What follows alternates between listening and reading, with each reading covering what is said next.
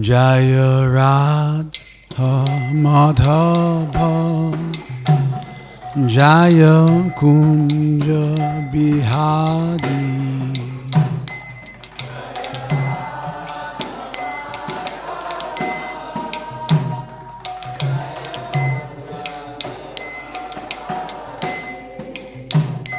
Jaya Radha Madhava Jaya Kunja Bihari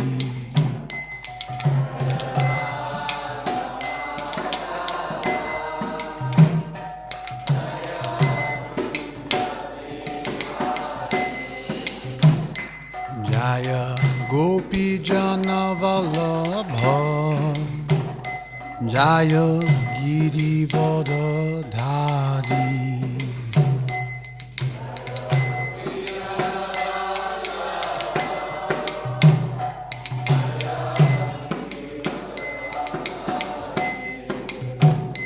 Jaya Gopi Jana Vallabha Jaya Girivardhari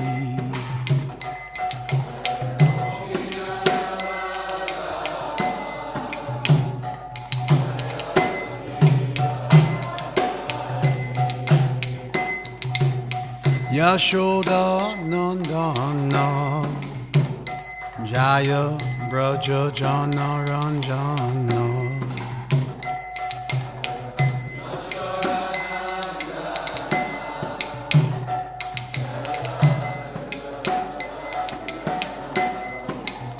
Jaya Yashoda Nandana Jaya Braja Jana Ranjana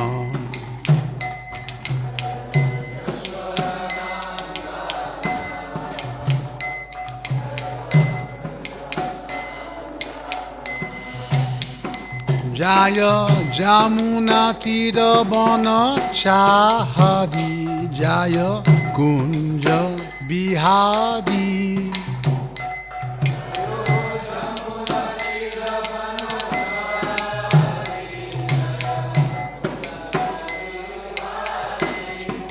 Jaya Jamuna Tira Bana Chahadi Jaya Kunja Bihari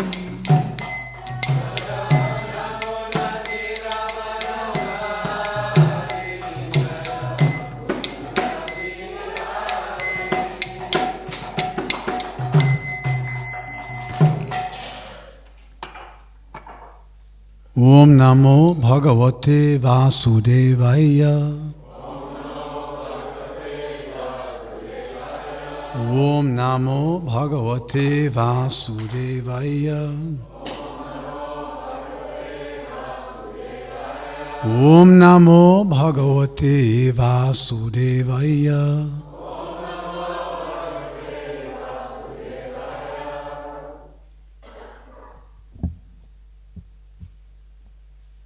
Vikne Swashule Bahudaina Hodehe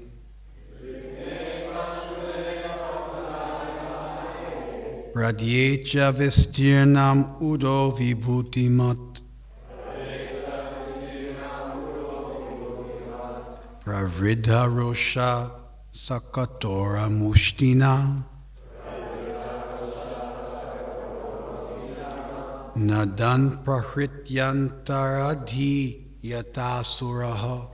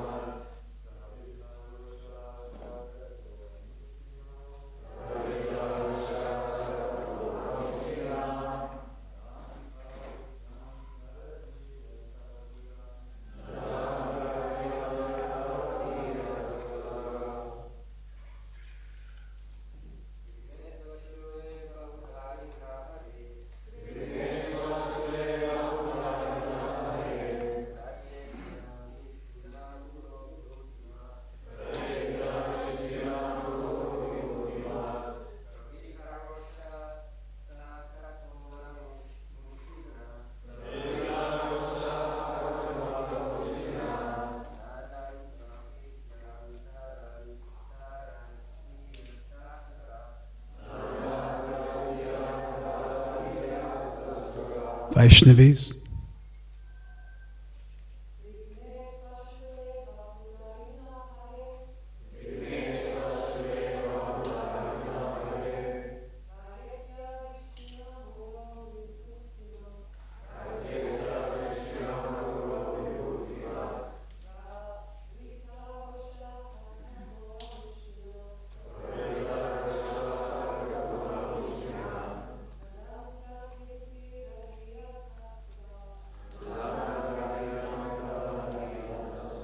Vrikne, when cut. Swa shule, his trident. Bahuda, too many pieces. Arina, Padasudarshan chakra. Hadehe, of the Supreme Personality of Godhead. Pratyetya, after advancing toward. Vistirnam, broad. Udaha, chest. Vibhuti mat, the abode of the goddess of fortune. Pravridha, having been increased. Roshaha, anger. Saha, hiranyaksha. Katora, hard. Mushtina, with his fist. Nadan, roaring. Prahritya, after striking. Antaradiyata, disappeared. Asuraha, the demon. Srila Prabhupada's translation: the demon was enraged when his trident was cut to pieces by the discus of the personality of Godhead. He therefore advanced towards the Lord and, roaring aloud, struck his hard fist against the Lord's broad chest, which bore the mark of Srivatsa. Then he went out of sight. Translation again: the demon was enraged when his trident was cut to pieces by the discus of the personality of Godhead. He therefore advanced towards the Lord and, roaring aloud, struck his hard fist against the Lord's broad chest, which bore the mark of Srivatsa. Then he went out of sight. Purport: Srivatsa is a curl of white hair on the chest of the Lord, which is a special sign of his being the Supreme Personality of Godhead. In Vaikuntha Lok or in Golok Vrindavan, the inhabitants are exactly of the same form as the Personality of Godhead, but by this Srivatsa mark on the chest of the Lord, he is distinguished from all others. Srila Prabhupada ki.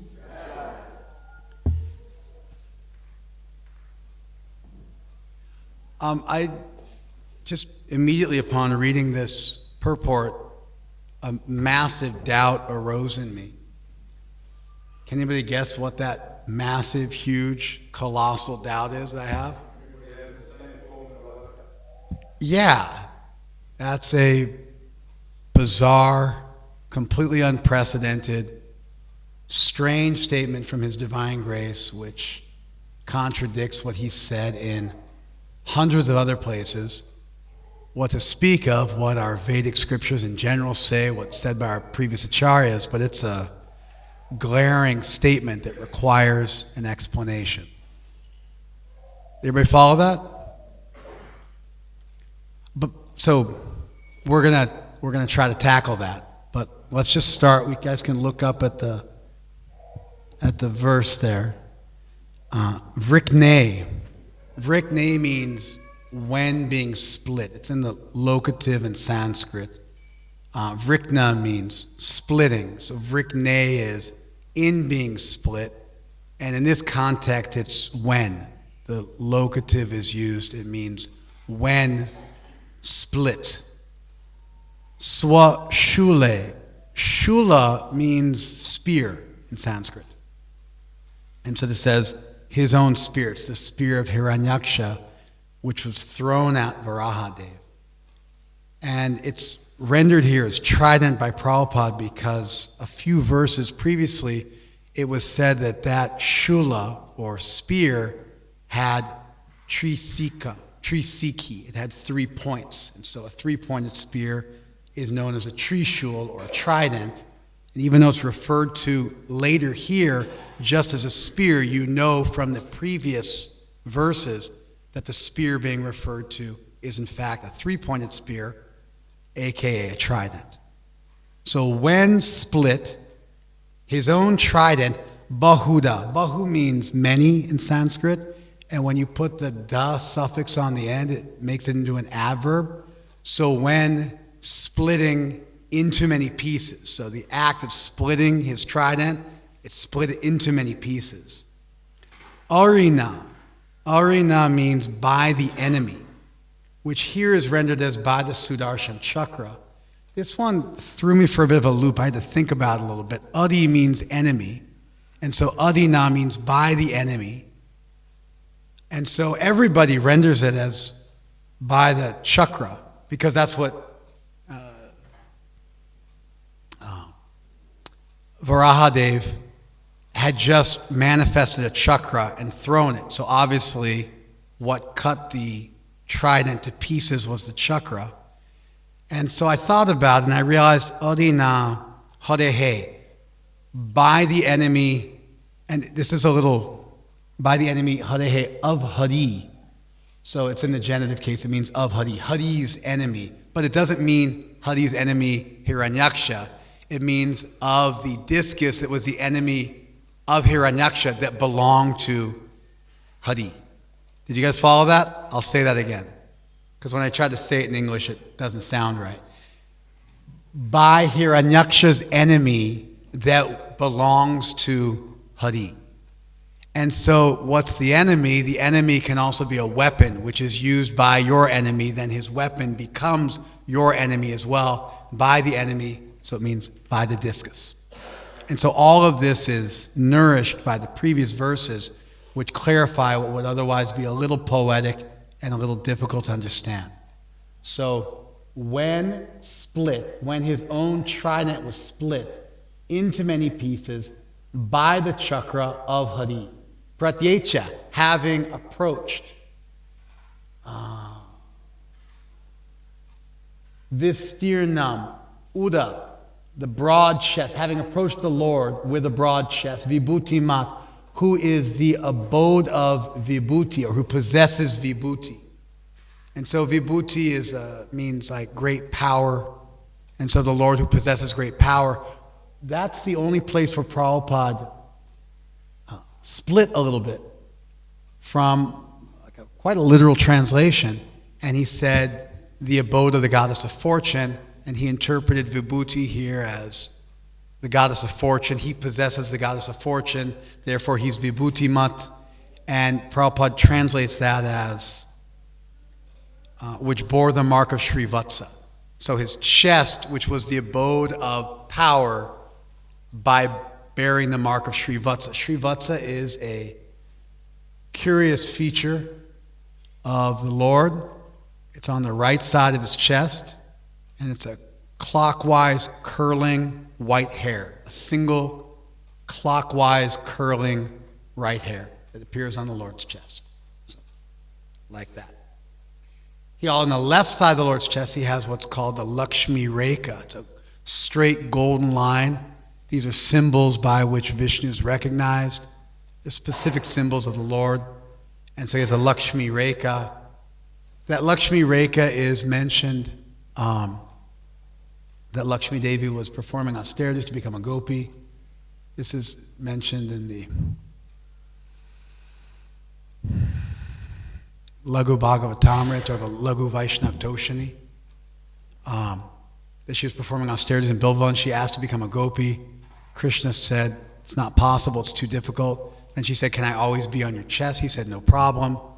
And then he developed this gold line, which is oftentimes likened to a gold testing stone. In India, they have some kind of graphite-like stone. It's a black stone. And this is one of the reasons why you shouldn't buy gold in India.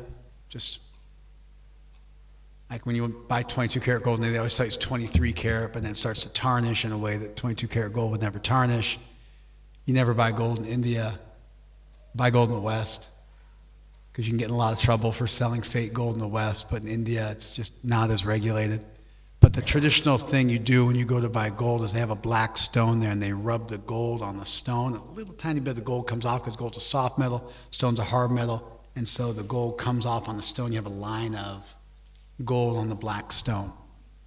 And so that image that most people are familiar with when they buy gold, that image is invoked to communicate something of what the Lakshmi Rekha looks like. Anyway, these are signs. And so Prabhupada says, it says here that the Lord's broad chest was the abode of the Vibhuti. Prabhupada then is interpreting that as the abode of the goddess of fortune, the abode of the goddess of fortune, because these two symbols of Lakshmi, the Shri Vatsa, Shri also being a reference to Lakshmi, and Vatsa, chest, so Shri on his chest, and the Lakshmi Rekha, which he doesn't mention here. And so that's Vibhuti Mat. Pratyeta, having approached Vistirnam Udu, the broad chest, Vibhuti Mat, the abode of the goddess of fortune. Pravridha Rosha, increasing anger. Pravridha comes, sometimes rendered as strong, but it comes from the Sanskrit root vard, which means to grow. So his growing, intensifying Rosha, anger.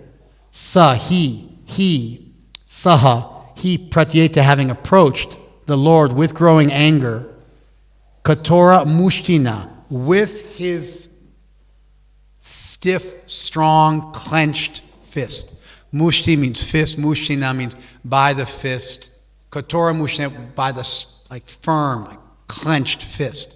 He then, Nadan, roaring, Prahritya, having struck the Lord with his clenched fist, with intense anger, having approached the Lord, struck him on his broad chest, which is the abode of the goddess of fortune.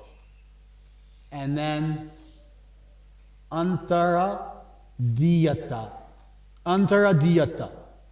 He disappeared. Antara Diyata. He went within, he disappeared. He disappeared. Asuraha. The Asura. He approached the Lord, angry that his weapon had been cut to pieces, and he struck the Lord on the chest. And so Prabhupada's translation again. The demon was enraged when his trident was cut to pieces by the discus of the personality of Godhead. He therefore advanced towards the Lord and roaring aloud, that's the Nadan, he struck his hard fist against the Lord's broad chest, which bore the mark of Shri Vatsa. Then he went out of sight. That's the kind of the context. And so the Shri Vatsa thing was invoked by Prabhupada by choice. It's not absolutely essential that he went in this direction with the Shri Vatsa mark. He was obviously feeling something. The verse inspired him. I went through the commentaries of other acharyas. I didn't see it in the commentaries of the other acharyas. It appears that when Prabhupada read Vibhuti Mat, possessing great power, great fortune, Prabhupada thought of the Shri Vatsa mark and he dedicated his purport to it. It was a short purport, so they gave me 2 verses to speak on, but I almost didn't want 2 verses today to speak on, and then they gave me 5 verses tomorrow, and they said, well, you can do 6 tomorrow and 1 today if you want to. And I think it's because they have relatively small purports, but the purport is begging for some discussion, and so I was a little intimidated by having 2. The other one's small as well. It also is begging for discussion, so I'll just read the purport again. Shri Vatsa, the curl of white hair on the chest of the Lord, which is a special sign of his being, Supreme Personality of Godhead, in Vaikuntha Lok or in Golok Vrindavan. The inhabitants are exactly the same forms of Personality of Godhead, but by this Shri Vatsa mark on his chest of the Lord, he is distinguished from all others. So a straight reading of this purport, which was Prabhupada's inspiration and choice to speak on this. It wasn't absolutely required by the verse itself. He was inspired in this way. A straightforward reading of this is everyone in Vaikuntha looks exactly the same, and everybody in Golok Vrindavan also looks exactly the same, and the only way you can tell who's who is that one person, the Lord, has a white hair on his chest. And otherwise, you could be totally beguiled if his garland happened to cover that tuft of white hair. You would be in trouble. No one knows who the other person is. And there's this massive cloning effect that takes place in the spiritual world all across all the Vaikuntha planets, including Golok Vrindavan.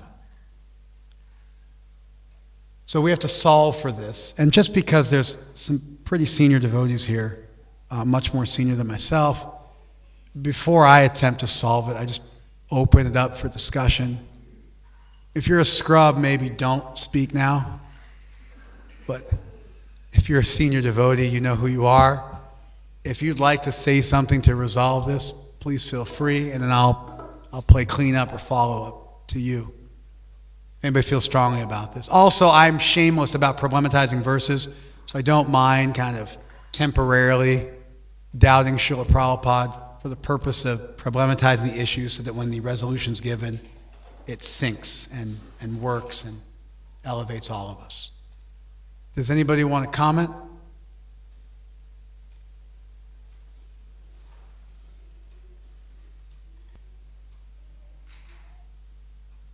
I'm not demanding anybody comment. I'm sure you could all resolve this if it was your class day.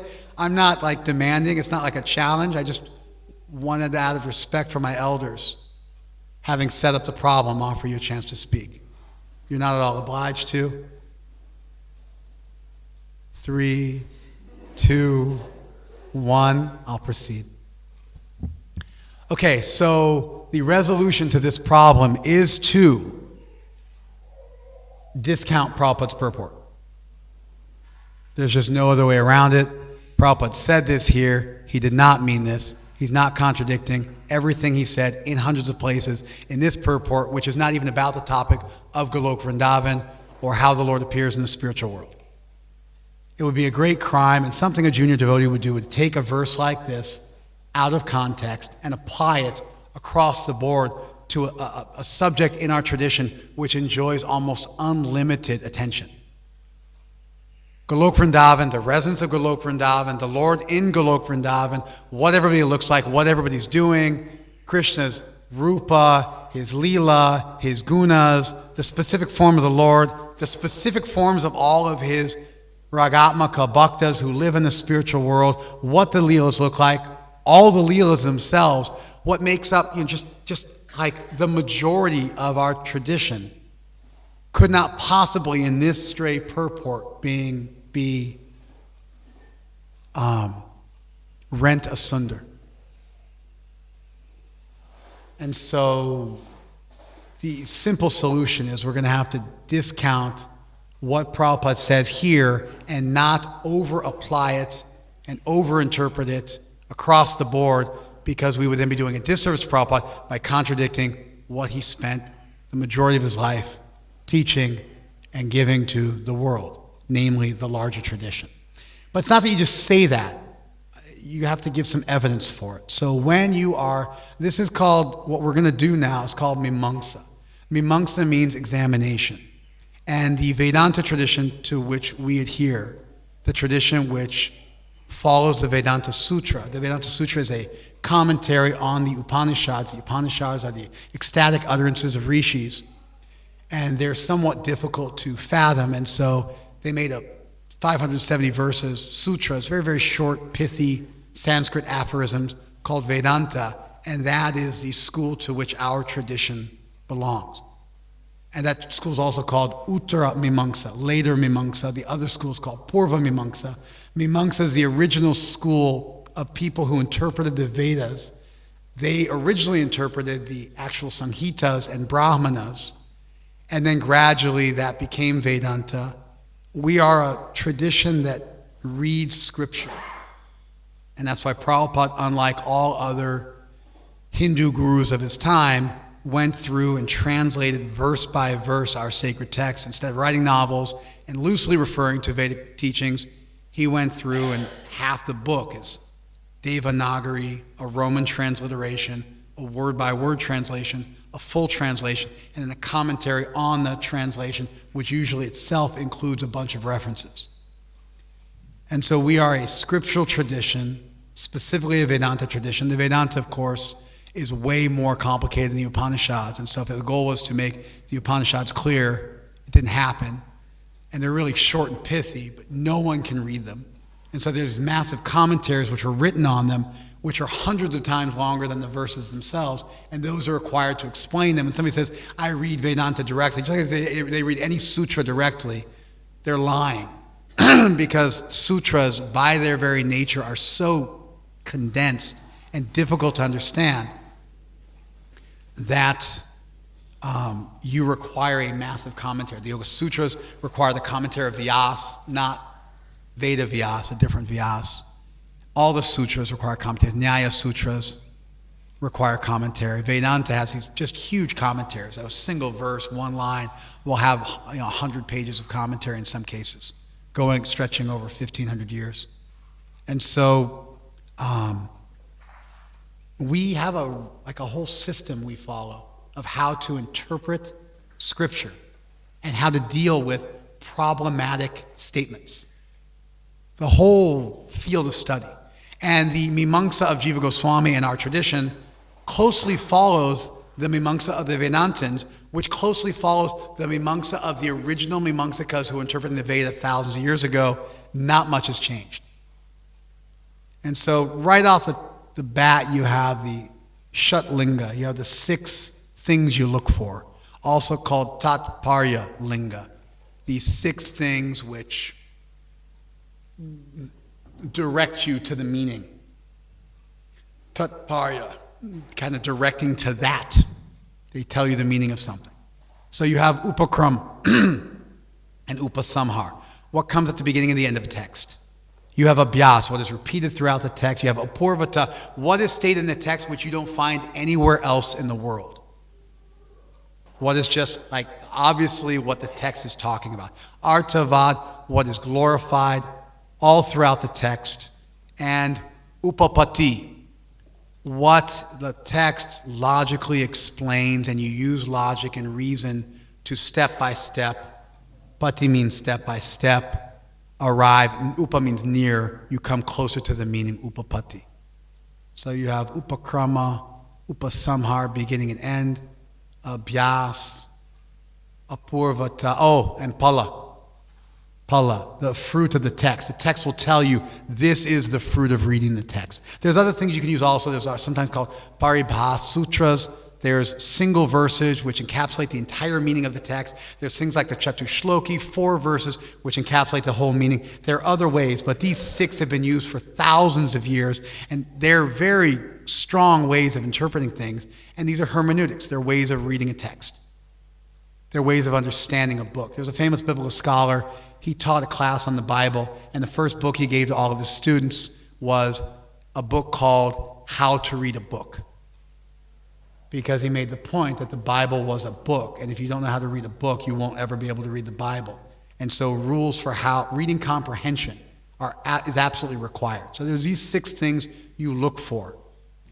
And then when you're looking at statements, there are 4 meanings. There's a mukhya vritti, the primary meaning of the word, which gets broken down into ruti and yoga. It's the conventional usage of a word along with the yoga, the etymology of the word. Sometimes the etymology of a word is not actually what is intended by the word. And so sometimes the etymology helps you, sometimes it doesn't. You have to use both together. When looking at that, you look at Sanketa, Sangya, and Sangi, the name which is assigned to a thing that represents something based on its jati and its guna. Jati, guna, and swarup. Anyway, its qualities. There's a whole linguistic theory, which I'm going to stop going through, and we're going to simplify it a little bit. Whenever you read something, the first thing you should do is you should attempt to read it literally. That's a mukhya vritti. It's the face meaning. Mukhya means face. It's the face meaning. It's what would be called prima facie in Latin. It's the meaning, which is the prime meaning on the face of something. You always try to read something straight and not symbolically interpret it unless the mukhya vritti is impossible. If the mukhya vritti is impossible, then you go to the next one, which is lakshana vritti and gona vritti and sometimes vyanjana vritti. They are indirect meanings. The way to interpret what Srila Prabhupada is to say is you look at what was said in the beginning and the end of this text, nothing about this particular point. What was said in the beginning and end of Prabhupada's teachings, nothing about this point. What's repeated over and over again by Prabhupada, not this point. What's apurvata? What in this section is trying to be communicated?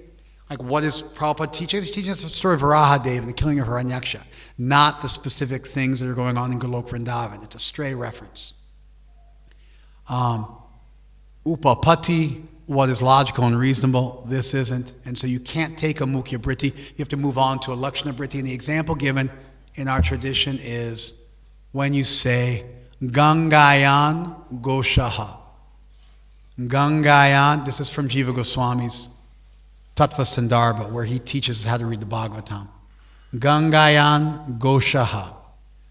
A village, Gosha means village, a Gosha on the Ganga.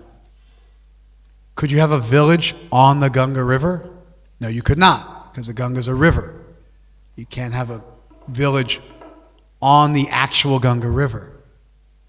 Therefore, you have a village on the bank of the Ganga. And when it says there's a village on the Ganga, what it really means is there's a village on the bank of the Ganga. And so you're allowed to do this. When the straight meaning doesn't work, you're allowed to offer a secondary interpretation. It's what's done in our tradition. It's used by our teachers all over the Bhagavatam. They do this every 10 or every 20 verses. They'll give an indirect meaning. No one gets bent out of shape about it. No one's an operati. No one's an offender. It's just how you unpack a large body of literature and derive meaning from it without becoming a raving lunatic who's contradicting yourself left and right and offending your teachers and demonstrating your ignorance. And so in this section, it's just really simple. We never doubt Prabhupada. And we never say he's saying something wrong.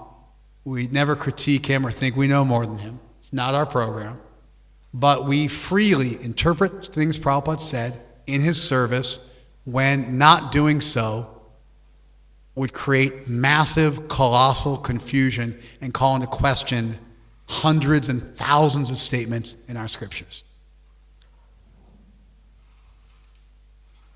Now, there is a story in the Brihad Bhagavatamrita when Gopakumar goes to Vaikuntha. Gopakumar goes to Vaikuntha. He's a cowherd boy who was born in Vrindavan in this world. He has a guru who teaches him a mantra. He chants that mantra and he goes upwards through the world on a hero's journey and he visits all sorts of different places and he finally winds up in Vaikuntha. And when he gets to Vaikuntha, he starts offering obeisances to every single person he sees because he thinks everybody is Vishnu. Everybody's got 4 arms. Everybody looks like Vishnu. And so he starts offering obeisances to every single person, and they're like picking him up, going, I'm not Vishnu. And then they walk and they meet their adhikari, like the boss of their section. And then he then thinks that's Vishnu, and he offers obeisances. It's this whole, it's like a very funny scene. Somebody should make a cartoon out of it. It's a very funny scene. And they keep saying, I'm not Vishnu. And then they finally tell him, okay, look for the white hair and the golden line. Look for these things, and then you'll know it's Vishnu. And then he sees Vishnu and just runs up to him and immediately says, Gopal, and gives him a big hug. Everybody freaks out. They say, we don't do that in Vaikuntha. He stays there for some time. Vishnu totally accepts what he's doing, embraces him, and really tries to turn Vaikuntha into a little bit of a cowherd village for Gopakumar's pleasure. But it doesn't quite work, and he moves forward and goes on to Ayodhya and eventually to Dwarka and eventually to Mathura and to Vrindavan, where he meets Krishna in a very, very sweet form, and they have a really heartfelt reconciliation, and they come together again. It's a very beautiful Leela. But this exact thing, which Prabhupada's referencing, is actually in the works of Sanatana Goswami, the frame of our tradition. That there was a scene where a devotee went to Vaikuntha and couldn't recognize who was Vishnu and who wasn't, and had to be instructed to look for the Srivatsa mark. So it's there. It's not that Prabhupada's making this up out of nowhere. And then he must just be saying, in Golok Vrindavan, everybody has a spiritual form, like the Lord, a form made out of eternality, bliss, and knowledge. But even this doesn't quite work for Vaikuntha, because we just found out a couple chapters ago that there's men and women in Vaikuntha. And so clearly the men and women have different features in Vaikuntha. They're not just clones of each other. It's described, their attraction for one another in Vaikuntha and how pure it is. And so There is variety. There is Vishesh in Vaikuntha. It's not that everybody looks like a clone. Sometimes it gets a little dicey when you're trying to figure out who Vishnu is, as evidenced by Gopakumar. This for sure does not happen in Golok Vrindavan. There's much more Rupa Vishesh and Leela Vishesh in variety within Goloka Vrindavan. Goloka Vrindavan is different than Vaikuntha. Kind of our entire tradition is about teaching this to people. Once we've convinced them that God exists and has an eternal form, we then, it's just even in the Damodarasakam. Namami Ishwaram. I'm offering my obeisances to Ishwar. Satchit Ananda Rupam. He has an eternal form of blissful knowledge. Lasat Kundalam. He has swinging earrings. Gokule Brajamanam. He's shining in Gokula. That much almost works for Vishnu. Yashoda Biya Ulukalat Davamanam. He's running in fear of Yashoda from the grinding mortar. That never happens in Vaikuntha. The humanity of Krishna, the human likeness of Krishna, the human-esque quality of Krishna, which makes him more lovable and allows us to intimately fall in love with God, is precisely what makes Vrindavan different from Vaikuntha. And so you just scratch the surface and immediately, and then it gets worse. Paramrishtam atyantata drutya gopya. She's running faster and she's able to catch him. Because she's superior to him. Because he's inferior to her. Because he's afraid of her. Because she's his mother. And so these features of Goloka Vrindavan, very quickly in our literature, in our poetry, and what we just sang, what to speak of all over the Vedic literatures, show tremendous variation from Vaikuntha. And so Prabhupada obviously here is just speaking generally. He's speaking generally. And taking a Lakshana Britti, a secondary meaning, by looking at the Shatlinga, we don't just say that, we can actually demonstrate it. And this happens a lot with Prabhupada, because Prabhupada was perhaps the most well-recorded person in the history of the world during his lifetime. The Hare Krishna movement, in like a super smart and also super culty way, basically followed Prabhupada around morning, noon, and night for almost 10 straight years, ever since the movement got off the ground, and recorded him. And then they gave him a dictaphone so he could record himself at night, and then we preserved that as well. And so Prabhupada spoke thousands of times about thousands of topics, and everything was recorded because we think all of it's valuable. And so he was, I just, as I think about like presence, they all had a private life. Prabhupada, practically speaking, had no private life. Everything was recorded. And then what wasn't recorded, his disciples wrote, like at this point, 50, maybe 100 biographies, where anything which wasn't recorded, they then told you about it in voluminous detail, every single thing they saw, every single thing they heard, and he was never really by himself. So everything he did for about 10, 11 years was witnessed and recorded. And there's just tons of stuff. And he spoke this. This wasn't written. He spoke this. He had a dictaphone in the middle of the night while we were all sleeping.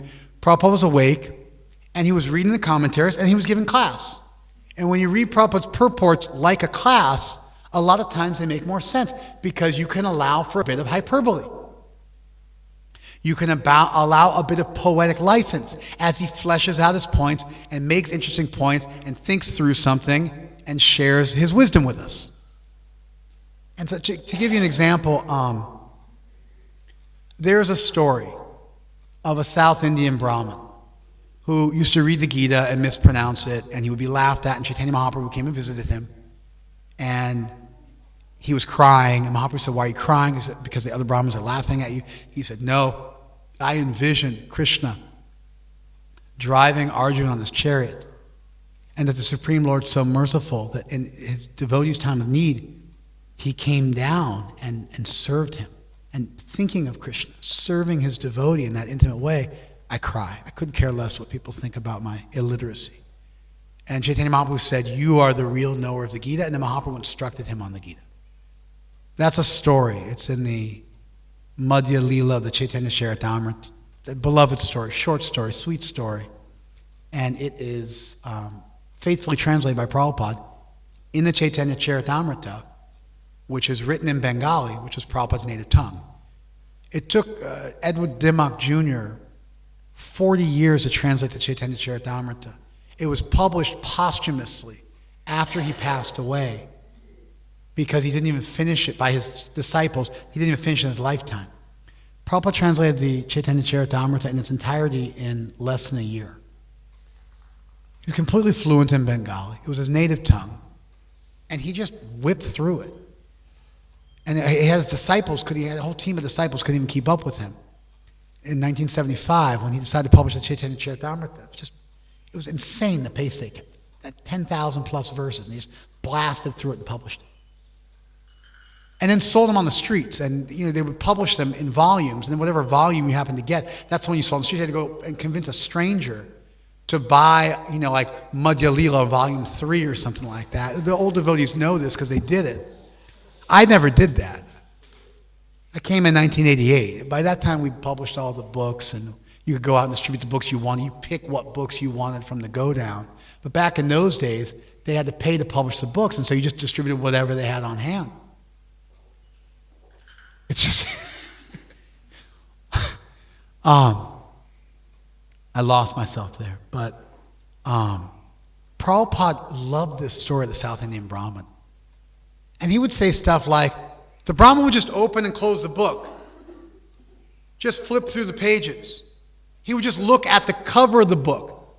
Prabhupada would say there was a picture on the cover of the book, which that's not what the story... None of these things are in the story that Prabhupada faithfully himself translated. But when he told the story extemporaneously to make a point in front of an audience, he took poetic license. You can never compare what Prabhupada said when he was loosely telling a story to an audience live, in front of a live studio audience, to make a point, to what Prabhupada did when he translated that exact section of our scriptures. In that exact section, he faithfully translated all the nuance.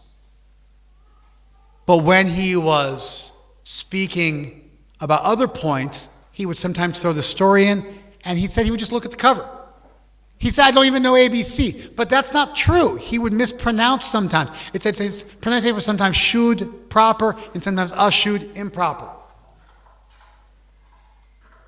And so you gotta, when you want to see what Prabhupada thinks about a subject, you have to look at the entirety of what he says, and specifically, if you want to create a hierarchy of meaning, you have to look at the sections where Prabhupada is going into detail about a subject and exploring it voluminously. In those sections, you will get the entirety of Prabhupada's thought. Everything else is sometimes, every once in a while, Prabhupada will write a letter, and somebody will say, Prabhupada, you said this in your book. And Prabhupada will say, here's one. Hari Sauri Prabhu, who was active here in Australia for many years, he was Prabhupada's servant for a few years. He was kind of a rough and tumble son of a butcher from England. He'd been a devotee maybe 3 or 4 years when he took up the service of Srila Prabhupada. They were in Vrindavan. He was reading the 8th canto. The 8th canto has a story, and the story in the 8th canto says that when the demigods and demons fought in the Samudra Manthan, the blood went up and touched the sun. And Prabhupada in his purport said, it touched the sun, not the moon. Therefore, this is proof that the sun is closer than the moon. That's in the purport. Hari Sariprabhu read that, and not being a blind follower, he said, Prabhupada, this battle didn't take place on earth, in Bhumandala. Therefore, how can you tell the relative distance between the sun and the moon and Bhumandala when the battle took place on another planet? This is in Hari Sari's Transcendental Diary. I want to say volume 4, but I'm just guessing. Haven't read it in years, but it's there. I've read it many times. And Prabhupada's response to his disciple, who was the son of a butcher, been a devotee for less than 5 years. And Prabhupada at this point was in his late 70s. and was, Harisari would have died for Srila Prabhupada's pleasure, like in an instant, as would thousands of his followers at that point. Prabhupada was such a big guru. It wasn't like a big guru, like a cult leader. Like people were like, he was like a general. People were ready to give their lives for him, march like walk on the face of the sun. And Prabhupada said, "You're right, I'm wrong. Call the editors, have them change it in the next edition." Now, we don't play around by just discounting what Prabhupada said. We have to have reasons. There's a logic. It's been done for thousands of years. It's done when we read the Vedas, the Upanishads, Vedanta, all the writings of the previous acharyas. We do this with everybody. We follow the rules of Mimamsa. They were introduced by Jiva Goswami. Everybody follows them. And it's pretty simple. We take what people say at face value, unless it doesn't work, and then we take a secondary meaning. In this case, it would be called a Lakshana Vritti. In this case, it was specifically called a Jahat Swarta Lakshana Vritti, where you abandon the previous meaning and you take a secondary meaning. It's easy. It's not complicated, but you got to commit and just say, yeah, this is what it is. And so, there you go. That's the resolution of the subject. And Prabhupada himself showed a willingness to look at the surrounding context, to take feedback, to take constructive feedback, to base what he was saying on the verse. That's what he did. Okay, I think I'm going to have to cram in the other verses tomorrow. It took time. I just really wanted to make this point. There's probably about 20 other things I want to say today, but I'm going to cap it there. I may have offended somebody, I don't know. You might not approve what I say, especially my elders. If you're my junior and you don't approve what I say, it's probably because you're wrong. I'm pretty well read. But if I offended my elders, that definitely was not my intention. And so I'd like to invite some feedback, specifically initially from my elders. I'd like to invite feedback if you feel disturbed by anything I said, it bothers you in any way. It was definitely not my intention. I love Srila Prabhupada, but I love him enough that I took the trouble to study everything I could so I could understand his writings and pass them on for posterity's sake.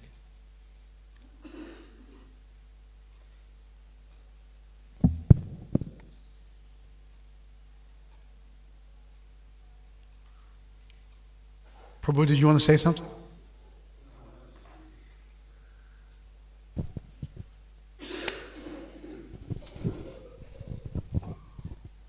Thank you, Prabhu. All the seniors have run away. They're all gone.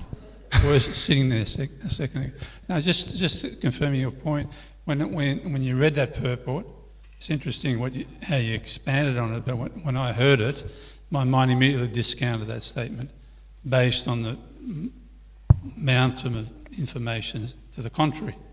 So it's interesting. I think we do what you just spoke about, we do all the time when we read Srila Prabhupada's books. We're actually filtering through a massive amount of information Srila Prabhupada has given us, not just those single points, and becoming sort of lost in them. So thank you for that. Yeah, you don't have to study logic and mimamsa. You just have to be a good disciple. And then naturally these things will happen. Sahaja, naturally. It'll just happen automatically. You don't have to work for it. So many senior devotees automatically do this. I just wanted to demonstrate that it could be defended and that it's from our tradition and it's exactly what everybody's been doing and there's a whole formal language around it. But 100% you don't require that. Naturally, sincere disciples, mature people, critically minded people will automatically do this. And so, yeah, and by the way, this is called Sarupya. I mean, there's a whole thing. You've got the 4 kinds of liberation. This particular one is called Sarupya, together formedness. There's Salokya, Sharsi, and Samipya. To be near the Lord is Samipya. And then you have Sharsi, to have similar opulences of the Lord, Salokya, to live on the same planet, and Sarupya, to have a similar form. And those are sometimes accepted by Vaishnavas, sometimes not. Those things come from the Pancharatra literature. They're also there in the Bhagavatam. They're also there in the later Vaishnava literature, like the Chaitanya Charitamrita includes them as well. So we're talking about how that's manifested in Vaikuntha. There's a whole discussion of this, but those things are manifested in a special way in Golok Vrindavan, which accents rasa and does not obstruct rasa. And the Aishwarya of Vaikuntha has to become minimized so the Madhurya of Goloka can reign supreme, and that means that more variation is found in Golok Vrindavan, more intimacy is found. More feedback, discussion from everybody, not just from my elders? Yeah. Oh, wait. Yes, Prabhu.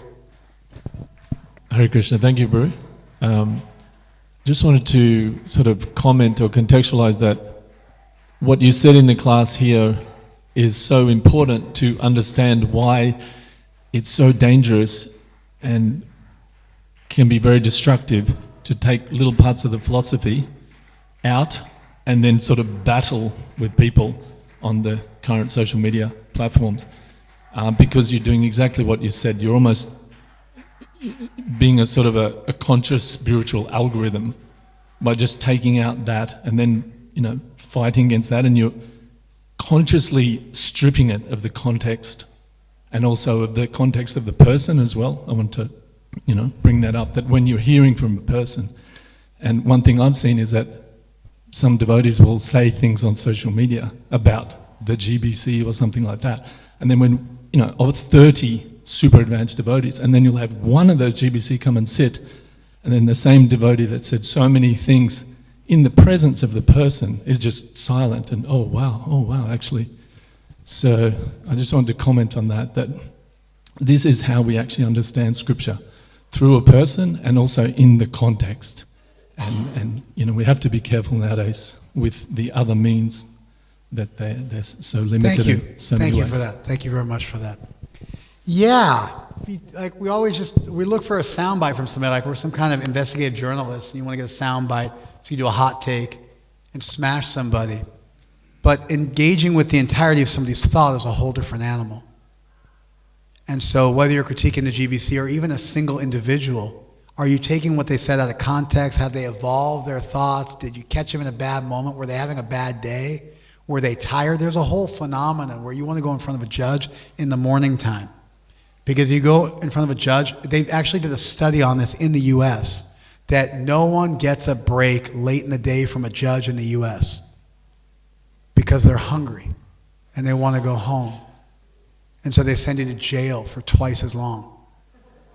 And you get like a much longer prison sentence. And so serious, when you hire a really good lawyer, they will manipulate the docket to get you on the docket early in the day where you'll get a fair shake, because when you're at the end of the day, you're going to get 50% more prison time, like 15 years instead of 10 years, because the judge is hungry. And so people are people, and you get somebody's thought, they took a little license, they said something, that's not the entirety of their thought. Don't try to capture it. That's why you say, is this what you mean? And we actually have a way. It's not just as like you say this and I say this. It's not that simple. You give us enough time with some fool who's misinterpreting our scriptures, you give us enough time and we can clarify for them. We win the debate. The pundits of our movement, who are logical, who are well-read, who studied our tradition, always win. Because it's our tradition. We know it.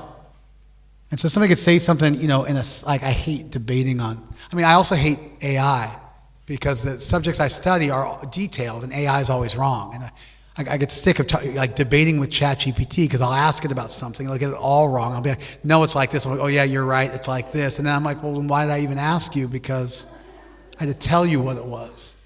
And so, the main thing I wanted to communicate today was there's actually a full multi-thousand-year-old system of hermeneutics for how we assuredly arrive at the most probable meaning of a sacred text or a statement by a sacred person, and it can be demonstrated in real time to anyone. It's an actual thing. You can sit down and you can just pick it apart and you can arrive at truth. It's not just he said, she said. It's not that simple.